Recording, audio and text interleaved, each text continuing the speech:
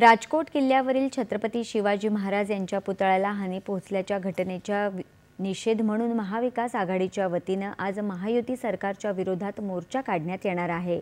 मुंबईतल्या gateway of India येथील छत्रपती शिवाजी महाराजांच्या पुतळ्याजवळ हे आंदोलन होणार आहे। हुतात्मा स्मारक इथं जमून स्मारकाला वंदन करून महाविकास आघाडीचे नेते कार्यकर्ते गेटवे ऑफ इंडियाकडे जातील। तिथे ते शिवाजी महाराजांच्या पुतळ्यासमोर आंदोलन करणार आहेत। महाविकास आघाडीतील घटक पक्षांचे कार्यकर्ते हुतात्मा चौकाच्या परिसरात जमू लागले आहेत। या आंदोलनात शिवसेनेचे पक्षप्रमुख उद्धव ठाकरे, राष्ट्रवादीचे शरद पवार आणि काँग्रेसचे नाना पटोले नेते सहभागी होणार आहेत।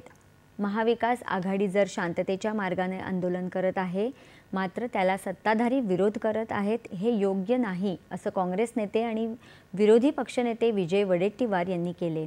या सरकारने महाराजांचा स्वाभिमान जपण्यासाठी सत्तेतून पाय उतार व्हावं अशी मागणी त्यांनी केली। तुम्ही प्रायश्चित्त घ्या, कारण तुम्ही अक्षम्य अशी चूक केलेली आहे, जी चूक मान्यच होऊ शकत नाही, जी चूक मान्य केली जाऊ शकत नाही, अशा प्रकारची चूक